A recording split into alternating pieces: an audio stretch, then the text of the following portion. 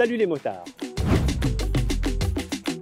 C'est une présentation d'une moto un petit peu particulière puisque c'est à Lima, au Pérou, suite à notre aventure avec CF Moto Ride Adventure, que je vous présente ce modèle. C'est la CF Moto 700 MT. Tout d'abord, on a une signature lumineuse, toujours très réussie. Je suis désolé, elle est un peu opaque. Elle est dans son jus. Une esthétique avant, toujours reconnaissable, toujours très soignée chez CF Moto. À l'arrière également, on a un feu qui est un petit peu moins sympa. Sur les 450 MT, on avait été habitué à un truc un petit peu plus rigolo. Une machine qui présente beaucoup de protection. Vous voyez, vous avez des déflecteurs, vous avez une bulle réglable. Pas très pratique, il y a deux molettes pour la tirer vers le haut. Ça coulisse sur 60 mm. Voilà, globalement, une machine qui tout de suite témoigne d'un aspect GT. Cette moto repose sur un cadre treillis tubulaire acier, boucle arrière de même, qui soutient un twin parallèle de 693 cm3 calé à 180 degrés, double arbre en tête. Alors ce calage lui donne un caractère assez reconnaissable et quelques vibrations aussi, on en reparlera. Et c'est un moteur qui est assez performant. Ce twin dégage 67 chevaux à 9000 tours, 60 Nm de couple à 7250 tours. C'est des valeurs assez élevées et c'est vrai qu'il va falloir laisser cravacher la machine. Très peu d'électronique sur ce modèle. On n'a pas de différents profils de pilotage. On n'a pas de contrôle de traction, on a juste l'ABS. On n'a même pas d'embrayage anti-drip, c'est que quand on rentre à rapport un peu chargé en mécanique, la moto slide un petit peu, donc c'est toujours assez sympa. C'est pas vraiment un problème. Pour la géométrie, alors c'est une moto assez courte, mais relativement ouverte en angle de colonne. Et tout ça, ça influe en dynamique sur les évolutions. Niveau amortissement, on a une fourche inversée de 41 mm avec réglage compression détente sur chacun des tubes. Compression détente à gauche, compression détente à droite, ce qui est assez étonnant. Idem, à l'arrière, on a un amortisseur qui est réglable en précharge et en compression détente avec une petite vis sur le côté. Vous voulez trouver que l'amortisseur est monté, déporté à droite et en direct sur le bras oscillant. Et ça aussi, c'est un petit peu dommage puisqu'on aurait bien un peu plus de progressivité, mais somme toute, ça travaille pas mal. Les débattements de suspension, 140 à l'avant, 145 à l'arrière. C'est tout à fait correct sur route. Pour celui qu'on a fait faire au Pérou, ça a été un petit peu plus difficile, mais franchement, elle n'était pas faite pour ça, elle s'en est très bien sortie. Pour le freinage, on retrouve des esprits espagnols J-Juan à 2 pistons. À l'arrière, un élément simple piston et donc sous contrôle ABS. Des jantes en alliage à 5 branches dédoublées qui reçoivent ici, pour notre essai, des Michelin Anaki Adventure. Alors, de base, ils sont montés avec des CST, des enveloppes chinoises, qui n'étaient absolument pas adaptées au programme ici que lui a fait faire le CF Moto avec le CF Moto Ride Adventure depuis l'Argentine, le Chili et donc au Pérou, où nous avons terminé ce périple. Donc là, on a des enveloppes qui sont capables de s'aventurer très correctement en chemin. Niveau ergonomie, on est bien sur une routière surélevée, un trail routier. On a beaucoup d'espace sur la selle, pour tous les gabarits. Donc la selle vous accueille à 840 mm de haut. C'est une valeur moyenne, mais la machine aurait gagné à être plus étroite au niveau de la jonction avec le réservoir, là ici, entre la selle et le réservoir, pour avoir une plus grande facilité, même si c'est très simple pour 1m84. Je pense que des gabarits un peu plus petits auraient aimé avoir plus de facilité à enjamber la machine et à la contrôler. Le cintre reçoit les mains de façon tout à fait naturelle. Moi, j'aurais bien aimé qu'il y ait une légère bascule vers l'avant. La selle a tendance à me faire basculer dans l'autre sens au fur et à mesure des kilomètres. Et ça, je trouve ça un peu dommage. J'aurais aimé avoir un petit peu d'appui sur le guidon. La flexion des jambes est assez naturelle. À la longue, on pourra peut-être ressentir un petit peu de gêne. Les commandes sont au standard CF Moto. Pavé multidirectionnel rétro-éclairé. Vraiment très sympa, très pratique. On retrouve l'écran de la 450 SR avec les mêmes fonctionnalités. L'écran est connecté à votre smartphone si vous le souhaitez. Pas mal d'informations disponibles. C'est assez didactique. Il y a 2 affichages possibles. Voilà, globalement, une machine qui soigne vraiment la qualité perçue.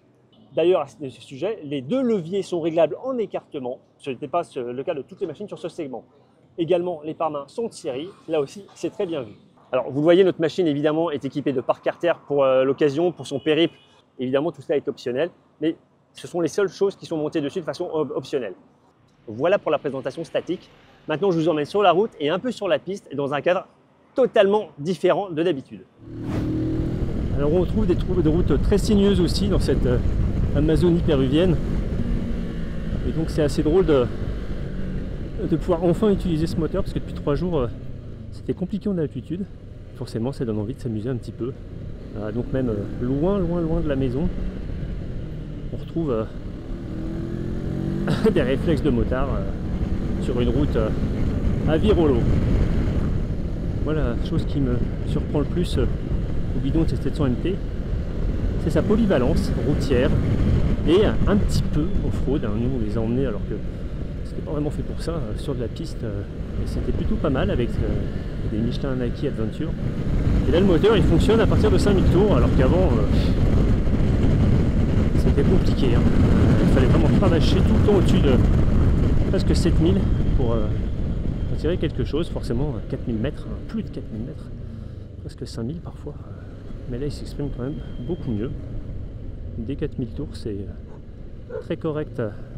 Les 67 chevaux sortent à 9000 tours, mais avec une bonne disponibilité moteur avant, mais ça commence vraiment à s'énerver à partir de 8000 on va dire là quand on monte en puissance.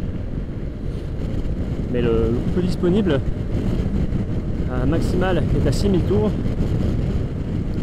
et avant sur les intermédiaires ça fonctionne sensiblement à partir de 4500 tours. Donc on a une plage d'utilisation moteur relativement large, et avec une machine qui se fait assez plaisante, surtout quand le réseau secondaire est bon. Le pouvoir amortissement, la 700 MT, se débrouille plutôt correctement avec ses débattements de 130 mm. Malgré tout, ça plonge quand même un poil vite quand on prend le levier de frein un peu fort. L'ensemble est quand même très correct. Là, je vais chipoter, mais déjà on a un réglage d'hydraulique, ce qui est déjà pas mal. Et la tenue de route est vraiment sans défaut. Ça bouge un peu sur l'angle sur le bosselet, mais ça reste totalement sain, il n'y a pas de problème. On aurait aimé avoir un peu plus peut-être de progressivité au niveau de l'amortisseur, puisque là il est monté en direct sans biellette, et pour que ça fonctionne bien il faudrait un élément de vraiment très grande qualité. Et là on est sur une machine d'entrée de gamme qui fait vraiment très bien le job à ce niveau, au niveau suspension, au niveau confort, qui se double avec la qualité de la selle qui est pas mal non plus. Franchement, l'ensemble est très convaincant. Par contre, je suis moins pour le freinage. Là, les étriers axiaux qui équipent cette 700 MT se montrent pas assez puissants, ni endurants d'ailleurs. On aimerait bien avoir plus de puissance, plus de consistance de freinage en fait. En revanche, l'élément arrière fonctionne très bien pour lisser une trajectoire. Et donc l'ensemble moteur, suspension, frein permet quand même de s'amuser très largement. Et confort également aussi avec la bulle qui est réglable à aller en bas. Ça dévie vraiment bien l'air, on n'a pas de turbulence. Et avec les déflecteurs ici de part et d'autre, et une face relativement large, je trouve que ça fait très bien le job, même en cas de pluie. Et enfin au niveau géométrie, distribution des poids, c'est un petit peu difficile parce que on a des parts carter et des crash bars en fait très importants, et ça met quand même pas mal de poids sur l'avant, il y a déjà beaucoup. Donc forcément le point le plus sensible ça va être le manque de neutralité de la machine. Ça a du mal à tourner, entre guillemets, il faut un peu forcer le geste. Voilà, c'est... Ouais, vous voyez là, il faut seulement t'appuyer un petit peu. La moto peut survirer légèrement aussi quand on commence vraiment à piloter un peu sportivement. Voilà. Mais la sélection reste précise à part à la descente en mode sportif, parce qu'il y a encore une fois, n'est pas son terrain de jeu. On a parfois du mal à engager la vitesse descendante. Mais bon, ça devient déraisonnable. Alors on a eu des petites mésaventures avec les plaques. En fait, on a eu tellement de vibrations, tellement de chocs, que sur cette moto, il y en a eu 3 qui ont perdu leur plaque au fur et à mesure. Les attaches ici en métal ont cassé. Et la plaque a brinque-ballé, et puis à un moment donné, tout est parti. Donc on n'a jamais rien retrouvé. Mais c'est pas très grave parce qu'on est au Pérou et qu'a priori, ça les inquiète pas trop. Je me suis fait arrêter par la police tout à l'heure qui m'a dit « Ah, vous avez plus de plaque ?» Je lui ai dit « Bah oui, je l'ai perdu dans la montagne. » Ok, voilà, c'était fait. Un petit point sur l'état de la moto qui ont quand même, donc, je vous l'ai dit, pas mal morflé. Bon là il y a beaucoup de boue, on voit même plus le beau bras aluminium qui est profilé, qui est assez sympa. Elles sont vraiment couvertes d'une gangue de boue épaisse. Il faut dire qu'on ne les a pas ménagées. Et encore une fois, je suis quand même très surpris des possibilités de cette machine. Alors à l'issue de notre essai un peu particulier sur 9 jours et 2500 km, beaucoup de routes, mais aussi de la piste, à différentes altitudes, de 0 à quasiment 5000 mètres. C'est pas courant. Sur des routes défoncées, sur des pistes improbables. Cette moto avait déjà roulé 5000 km de la même façon dans des conditions très difficiles en Argentine et au Chili. On les a récupérées, nous, après 5000 km, donc elles avaient déjà pas mal vécu. On leur en a remis encore pas mal dans la gueule, on va dire, parce que franchement, à ce niveau-là, elles ont vraiment souffert. Elles s'en sortent parfaitement. Par rapport au segment, ce track routier fait vraiment très bien son boulot. Et je vais d'abord vous préciser quand même son tarif. 6 990 €. C'est vraiment un tarif très bas pour ce que cette machine propose. À savoir une protection vraiment tout à fait digne de ce nom, un confort assez remarquable sur le long terme. La selle est très correcte en confort. Les suspensions travaillent très honnêtement. Sur route, il n'y a aucun souci. Sur route normale, s'entend. Quand c'est plus défoncé, effectivement, il y a des fois où ça claque parce qu'on passe sur des obstacles totalement imprévus. Le moteur délivre beaucoup d'agréments, mais s'il faut aller vraiment assez haut dans le contour. Dès qu'on passe les 6000-6500 tours, la machine commence à tracter. Et au-delà, on a un petit effet boost. Moi, j'aime bien à partir de 8 à 9000 tours, quand on va vraiment haut dans la zone rouge. C'est très agréable. On a vraiment un petit peu de caractère moteur qui se dégage à ce moment-là. Mais par contre, c'est vrai qu'il faut aller le chercher. Et il faut aussi pas mal tripoter la boîte de vitesse. Alors nous, on a eu aussi des conditions un petit peu différentes, avec parfois de l'altitude, donc des performances moteurs complètement en baisse. C'est assez normal. Mais encore une fois, cette moto a vraiment fait le boulot. Niveau freinage, ça pourrait être plus consistant. Ça va être le problème de cette machine. On aurait mis à avoir un peu plus de force de décélération. Pareil, la modulation est correcte, mais sans plus. Voilà, mais encore une fois, par rapport au tarif de cette moto, il n'y a absolument rien à dire. En tout terrain, parce qu'évidemment, on a été confronté au tout terrain avec cette machine. On a emmené, alors qu'elle n'était absolument pas destinée à cela. En fait, ça va être comme pour l'ergonomie générale. Au niveau de la selle, je la trouve un petit peu trop large. Voilà. On aurait aimé avoir une machine qui soit plus étroite, tant pour la route que pour l'off-road, pour pouvoir mieux l'enserrer avec les jambes. Et ça, c'est vrai que c'est un petit peu dommage, mais bon, ce n'était pas le propos. Donc pour la route, ça fait le job, même si j'aurais bien aimé une moto plus étroite à ce niveau-là. Comme la machine n'a pas été conçue pour ça, forcément le guidon est trop bas, donc on n'a pas une position idéale. Mais on peut quand même se caler les jambes assez facilement sur le réservoir. Donc à nouveau, une machine polyvalente et assez étonnante. L'effrontée, tel pourrait être le surnom de cette petite moto.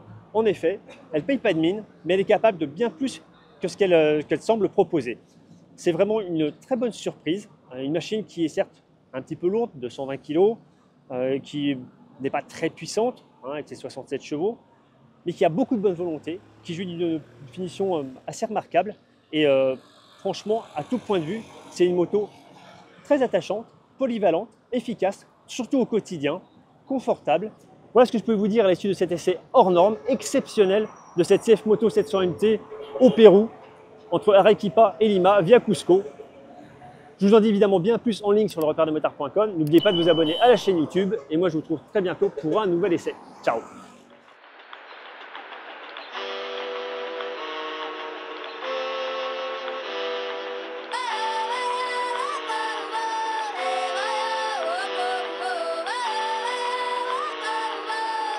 Bye.